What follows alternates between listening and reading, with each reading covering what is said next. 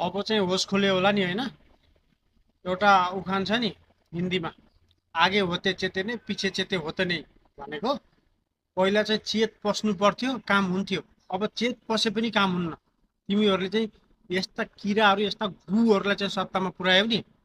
यहाँनिर मेन भनेको बालेनको तिमीहरूले विश्वास गर्नाले, हुन त बालेन त्यति बेला विश्वास गर्न लायक पनि थियो, यस्तो निक्लला भन्ने चाहिँ थिएन, तर बालेनको विश्वास गर्नाले, रविलाई गो ब्याक भन्नाले चाहिँ यो परिणाम आएको।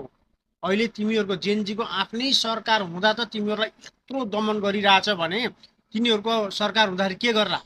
प्रतिशोध साँधेको जुन राजनीति कस्तो हुँदो रहेछ, रविले कति पीडा पाएको छ होला, बिना कसुर बिना रिजन बिना ठग जेलमा हालिरहेछ रविलाई। भनेपछि तिमीहरूलाई कति दमन गर्छ होला। अहिले तिमीहरूको आफ्नो जेनजीको सरकार भनेर रहिरहँदा त तिमीहरूलाई यत्रो दमन गरिरहेछ भने तिनीहरूको सरकार पछि तिमीहरूको हालत के गर्छ? तिमीहरूले बाटोमा गरेका एक एक आन्दोलन सानातिना कुरालाई केलाएर तिमीहरूलाई जेलमा कोचेनन् भने मैले चाहिँ नाम चेन्ज गरिदिन्छु। त्यस कारणले गाइज देशमा खाँचो भनेको रविको हो। यदि रविलाई ल्याउनै सकेन भने राजाको खाँचो है, नत्र अरू कोही पनि मुलाहरू आएर चाहिँ देशलाई बनाउला भन्नु नै पर्दैन।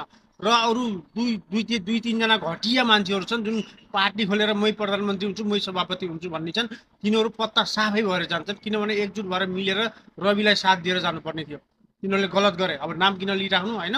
र मिराज ढुङ्गानाले त्यति बेला गल्ती गरे जति बेला तिनी चाहिँ गएर लिडरसिप गर्नु पर्थ्यो, नभागिकन जब प्रधानमन्त्री बनाउने बेलामा गृहमन्त्री बनाउने बेलामा उनी अगाडि सरेर सबै संविधानै खारेज गरेर दुनियाँ दिवाना सब कुछ तहस नहस पारेर आफ्नो सङ्गठनलाई अगाडि बढाउनु पर्थ्यो, नेतृत्व दिनु पर्थ्यो भने त्यति बेला भागेर पसल खोल्न गए वा आन्दोलन गराउने अनि चाहिँ लिडरसिप गर्ने बेलामा चाहिँ भाग दिने गर्नाले चाहिँ यो अवस्था आएको हो गाइस। धोका भनेको सुशीला कार्की छ, उसले भन्छ नि त होइन, एउटा मुतेर उठ्न नसक्ने मान्छेलाई प्रधानमन्त्री बनाइरहेको छ, के को विकास गर्छ भनेर चाहिँ भनेको सुन्नु भएको छ नि। त्यही हो गाइस, उनीवाला केही पनि छैन, सबै यिनी राजनीतिका खोल ओढेका मान्छेहरू हुन्। तपाईँहरूलाई दमन गर्छ, बेलैमा होस पुऱ्याउनुहोस्, रवि अथवा राजा। जय होस्।